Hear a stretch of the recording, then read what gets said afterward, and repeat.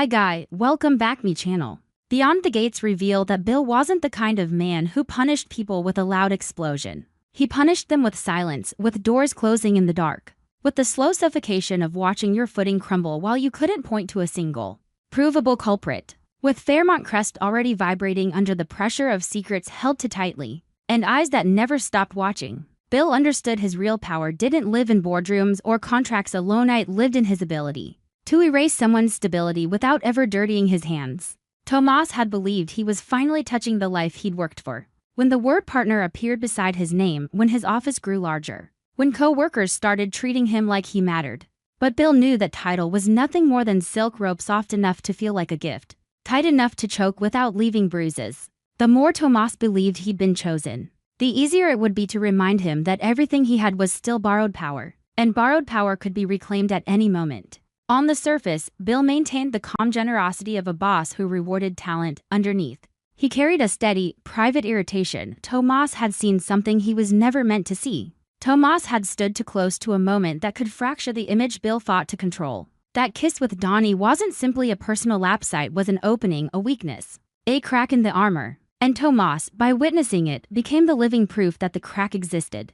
Bill didn't need Tomas to speak. Tomas simply knowing was enough to make Bill feel exposed. And when Bill felt exposed, he didn't wait for fate to decide the outcome. He took the wheel himself. He began quietly, the way predators circle before the strike. Bill used his authority and the internal pathways only a man in his position could access to comb through Tomas's personal and professional files with unsettling patience. Not the polished resume Tomas showcased at meetings, not the curated highlights that made him look flawless, but the buried layer of truth every lawyer understands exists beneath the surface, old missteps, overlooked errors, sensitive moments that had been settled and forgotten only because no one powerful had wanted to reopen them. Bill didn't do this on impulse. He did it like he was reading an indictment, selecting the most effective bullet. To Bill, Tomas wasn't just ambitious, was talented, charming, and most dangerous of all, convinced he deserved what he was getting. That sense of entitlement was the trait Bill despised most in others. It made people forget who held the true power. Bill wanted Tomas to remember that even as a partner, he was still a piece on Bill's board, a piece that could be moved or removed. And Bill found what he was looking for, a small but sensitive mistake Tomas had made in his past. Not the kind of scandal that would blow up a firm overnight, not something that would get his license stripped in a day, but a flaw with the most lethal kind of potential, just enough to invite doubt about integrity, just enough to make an important client hesitate. It was a hairline fracture in glass. Most people wouldn't notice it, but if the light hit at the right angle, the fracture would appear so clearly that you'd suddenly fear the entire pane could shatter with one touch. Bill reread the detail twice, then a third time, and something cold and satisfied moved through him. He didn't need to destroy Tomas with force. He could destroy him with timing. But timing mattered. If Bill crushed Tomas too fast, people might see his hand. Bill needed Tomas to slip on his own, to fall in a way that looked like unfortunate circumstances, not deliberate sabotage. So Bill didn't confront Tomas directly. He didn't drag him into an office and slam the file onto a desk. He didn't threaten him face to face. Bill understood that direct threats sometimes triggered rebellion, panic, desperation, resistance, even someone gathering evidence. Bill chose a cleaner method, a leak, a stain released into the right current, floating outward until it clung to everything it touched. He planned it carefully, step by step, so the damage would spread while his fingerprints remained absent. He didn't need anyone to believe he was innocent. He only needed no one to prove he was guilty. Once Bill secured the weak point, he began watching Tomas the way a man watches a flame rise. Tomas was living inside the glow of promotion. He moved with new confidence through the halls, spoke more firmly in meetings, carried himself like someone who belonged. And Bill recognized that this shift was exactly what made Tomas vulnerable. Because when people start believing their future is opening, they step out further. They reach higher. They chase bigger opportunities, bigger names, bigger approval. Tomas was doing precisely what a new partner should do, approaching high-level clients, strengthening alliances, proving his value. And because Tomas was trying to impress a particularly important client, Bill knew he had found the perfect place to bury the mine. Bill approached the client with the smooth caution of a man protecting everyone's interests. He didn't arrive like a saboteur. He arrived like a thoughtful leader, making sure everything stayed flawless. His voice stayed calm. His words were polished. But each phrase carried a hidden blade. He didn't lie. He didn't wildly exaggerate. He simply placed the truth in the exact position where it would become poisonous. Sometimes the cruelest weapon isn't a lie, it's a fact delivered at the moment no one wants to hear it. Bill revealed Tomas's past mistake as if it were an incidental detail, an internal note meant to keep things safe, and then he let the client do the rest, interpret, judge, withdraw. In a world ruled by reputation and risk, no one needs definitive proof to step away. Discomfort alone is enough. A single sentence that begins with "I heard" can shake an entire career. Tomas walked into that meeting carrying the confidence of a man on the edge of everything he ever wanted. He believed the door was about to open. He believed if he secured this client's trust, the promotion would become permanent, real, unshakable. Tomas brought his sharpest instincts, his strongest arguments, his best self. And yet, from the first minutes, something felt wrong. The client's eyes weren't warm. The questions were sharper. The silence stretched too long between responses. Each answer Tomas gave seemed to be weighed for weakness instead of welcomed. It was as if Tomas had arrived in the middle of an invisible trial. He began losing his rhythm, feeling like he was running across thin ice without understanding why it was cracking beneath him. The shift didn't come with shouting. It came with half smiles, vague replies, and the subtle posture of a man who now saw Tomas as a liability instead of an advantage. Tomas wasn't rejected outright. Bill understood a slow death was more devastating than a quick execution. Tomas was kept suspended in uncertainty, left to wait, left to spiral. The client didn't say no, but he didn't say yes either. That kind of silence drives people insane, because it forces them to dig through every moment searching for what they did wrong. It eats at their confidence from the inside out. By the time Tomas left the building, the humiliation sat in his chest like something heavy and dirty. He returned to the firm trying to keep his expression controlled, because partners weren't supposed to fail. Partners weren't supposed to bleed in public. But inside him, panic rose like water filling a sealed room. He replayed every exchange, every glance, every question. Something had changed before he even opened his mouth. And Tomas, seasoned enough to survive the brutality of this world, knew those shifts never happened naturally.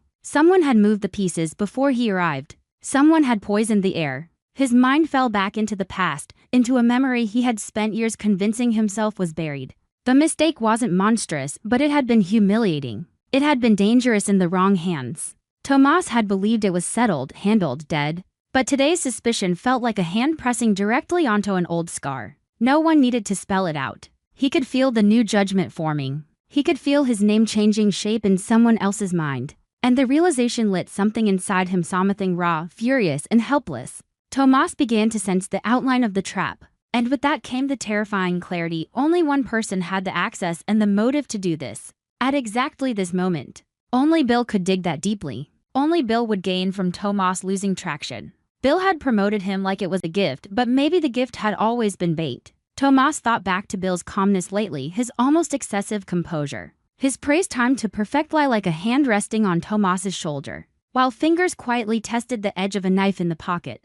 Tomas didn't need proof to understand. He needed logic. And logic pointed straight back to Bill. But understanding wasn't the same as fighting back. Tomas had no evidence to expose Bill. He couldn't storm into a meeting and accuse his boss. He couldn't whisper to coworkers that Bill was playing dirty. Without proof, Tomas would sound paranoid, like a sore loser looking for someone to blame. In Bill's world, proof was power. And Bill always held the stronger power. Tomas felt trapped inside a glass box. He could see what was happening, but he couldn't break through the walls. Every move he made could be twisted into weakness. Every word he spoke could be used against him. So Tomas tried to stay controlled. He tried to move like everything was normal, because he understood that if he showed too much anger, Bill would use it to crush him faster. But the more Tomas forced himself into calmness, the more the injustice burned him from the inside. He had worked for this. He had earned it. He had survived every competitive war and climbed without anyone handing him mercy. And yet one old flaw, one small crack, was enough to make doors close. It made him hate the way this world worked. Success wasn't just skill. It was protection. It was standing under the right shadow. And Tomas began to hate Bill in a deeper way now, not with the irritation of an employee toward a boss, but with the fury of prey staring at the hunter holding the gun. Meanwhile, Bill watched everything unfold like a man watching a performance he directed. He didn't need to shout. He didn't need to threaten. One precisely placed leak was enough to throw Tomas off balance, to break his momentum, to disrupt his future. Bill noticed the change in Tomas's eyes, in the way he hesitated before answering, in the tension that started tightening around him like an invisible collar. And it satisfied Bill in the coldest way. He achieved his goal without being exposed. He lifted Tomas high enough to make him believe in the dream, then shook the ladder to remind him that everything had a price. Bill didn't need to kill Tomas's career overnight. He only needed to make it bleed. A bleeding career weakens on its own. It loses opportunities on its own. It falls behind on its own. Bill understood the beauty of that slow collapse. But Bill's satisfaction wasn't careless. He knew Tomas wasn't stupid. Tomas would smell danger. Tomas would begin to suspect. And that suspicion, without proof, was the second weapon Bill wanted planted inside him. Because when someone is trapped in suspicion, they become unstable. They start seeing enemies everywhere. They start making mistakes. They reach too quickly for revenge. And in that desperation, they create exactly what the hunter needs. Bill didn't just want Tomas silent. He wanted Tomas to break himself. Tomas began watching The Office with new eyes. Maybe people weren't staring, but he felt them. Every meeting carried invisible pressure. Every conversation felt sharper. His partner title started to feel fragile, like it could vanish with a breath. Tomas wanted to challenge Bill. But he knew Bill would smile and deny everything with perfect composure. Tomas wanted to trace the leak, to find an email or a recorded call. Anything that could prove sabotage. But Bill didn't leave tracks. Bill didn't need to. Bill used channels that couldn't be traced, words that were never captured, influence that moved like wind through hallways. And as Tomas became more cornered, something darker took shape inside him. Bill wasn't just punishing him for an old mistake. Bill was punishing him because Tomas existed too close to a bigger secret. Tomas had stood in the wrong place at the wrong time and witnessed what Bill wanted buried. And in Bill's world, anyone who held a secret even silently had to pay for holding it. Tomas realized with a sick clarity that the real law of this place wasn't justice. It was permission. The only safe knowledge was the knowledge Bill allowed you to have. Everything else was a crime. What made it worse was that Tomas couldn't simply walk away. He couldn't resign without it looking like guilt. He couldn't flee without confirming every doubt people now carried. And he couldn't stay without feeling his dignity slowly being stripped. He was trapped between two punishments: surrender and remain under Bill's thumb, or retaliate and risk destroying himself completely. Tomas knew Bill's message wasn't subtle anymore. Bill didn't want him merely quiet. Bill wanted him obedient. Bill, as always, moved through the office like a man who had just cleaned up a stain no one ever saw. He sat behind his glass walls and looked out at the city like it belonged to him. This was what power meant, not winning loudly, but rearranging lives silently. In Bill's mind, Tomas's wobble was a lesson to everyone. Anyone he elevated needed to understand the truth. They were standing on Bill's hands. And those hands could let go. Tomas tried to hold onto his image, but something inside him shifted. He started shrinking, becoming cautious in a way that dulled his sharpness. And that caution only made him easier to replace. Invitations thinned out. Meetings were postponed, then reassigned. The future he had almost touched began slipping through his fingers like sand. Tomas watched it disappear and felt rage tightening in his throat, rage he couldn't release. Rage that turned inward like fire in a sealed room. And then came the most dangerous realization of all. Tomas wasn't afraid of Bill the way he used to be. Fear was changing into hatred. And hatred, when it grows deep enough, becomes a willingness to do things you once believed were impossible. Tomas began thinking about Bill's weaknesses, about the possibility that if Bill could dig into Tomas's past, then Bill's past had to be darker, dirtier, more explosive. Tomas had no proof, no plan, no leverage yet. But the thought had appeared, and that was enough. Bill had made Tomas bleed, but Bill had also taught him how to look at the world with colder eyes. That was the hidden danger Bill didn't see. Sometimes crushing a flame doesn't extinguish it, it drives heat deeper into the coals, waiting for the right moment to explode. Tomas stepped into the hallway after that ruined meeting and stood alone for a long time. His heart beat heavy like a hammer in his chest. He knew Bill was somewhere nearby, watching, satisfied. But Tomas also knew that if he stayed silent and endured, he would die slowly. And Tomas didn't want to die slowly. He wanted an exit. He wanted the balance to shift. He wanted Bill to pay. And just as that thought settled into him like a vow, his phone vibrated with a new internal notification, short, cold, unmistakable. A sudden meeting had been scheduled. The host, Bill. Tomas stared at the screen, blood turning to ice. He didn't know what Bill planned to do next. But he knew one thing with absolute certainty: Bill wasn't finished. And if Tomas walked into that room unprepared, it might be the last time he ever stood upright in Bill's world. On our TV Spoilers channel, I always seek content inspiration for each video by compiling short video clips to analyze and offer my personal opinions. This channel specializes in analyzing, theorizing, and discussing plot points in the Young and the Restless series. From the perspective of a longtime fan. Through this, viewers can gain deeper, more objective, and more interesting perspectives. Subscribe to the channel to stay updated on the latest news about the Young and the Restless series.